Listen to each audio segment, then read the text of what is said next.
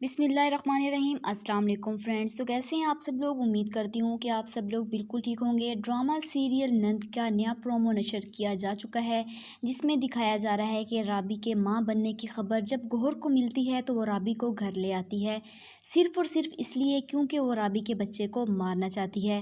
وہ رابی کے دل میں بہت ڈر پیدا کر دیتی ہے۔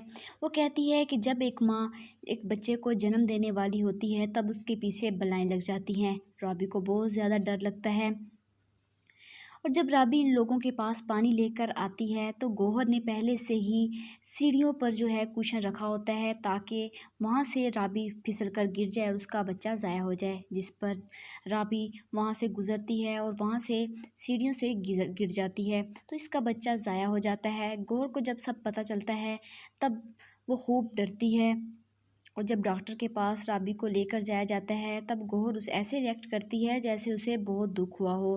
رابی کو ایسے لگتا ہے جیسے کسی نے جان بوجھ کر ایسا کیا ہو، اس کے بچے کو مارنا چاہا۔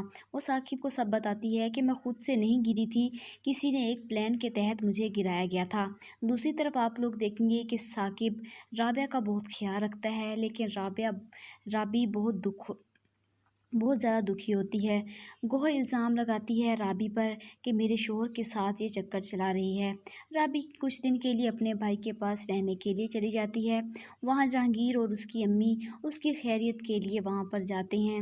ثاقب جھگڑا کو ختم کرنے کے لیے جب اس کے گھر جاتا ہے تو وہاں پر جہانگیر کو دیکھ کر تپ جاتا ہے، اور اسے لگتا ہے کہ شاید اس کی بہن گوہر سچ ہی بول رہی تھی۔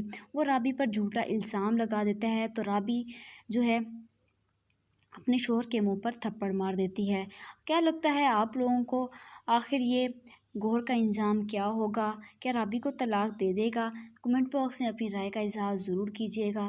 تب تک کے لیے مجھے اجازت دیجیے گا۔ خدا حافظ۔